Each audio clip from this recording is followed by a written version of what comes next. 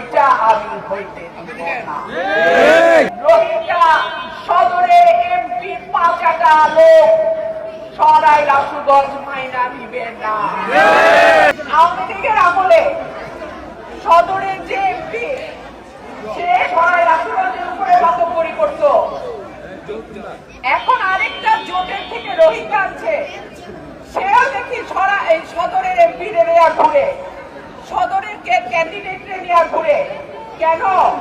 সদরে কি ব্যালট বাক্স ছাপানো হয়ে গেছে? তাহলে সে তার নির্বাচন রেখা সরাই রাসুগঞ্জে পড়ে থাকে কেন? সে কি অলরেডি তার জয়টা লিখাই দিছে?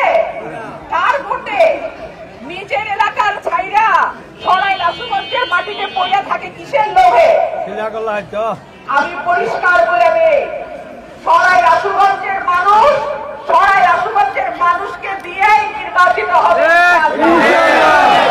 এইখানে কোন জোট রোহিঙ্গা সদরে এমপি ৫টা লোক সরাই রাসুগঞ্জ মাইনা নিবেন না।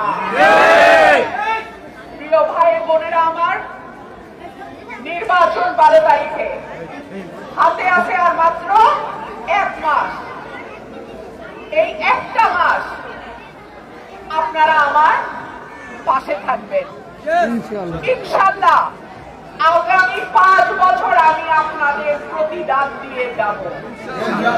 যদি আপনাদের ঋণ আমি শোধ না করি, আর কোনদিন আপনাদের দরজায় আমি সাহস করে আসবো না।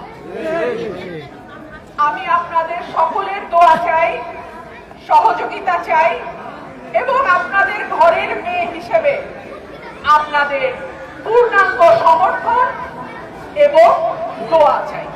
আপনাদের দোয়ায় আল্লাহ যদি আমাকে পাস করায়, এই দুটো উপজেলাকে আমি মডেল উপজেলা করব। অন্য কোন মাটির এমপি আমার মাটিতে আইসা মাদক করি দেখাইবে, ওইটা আমি হইতে দিব না।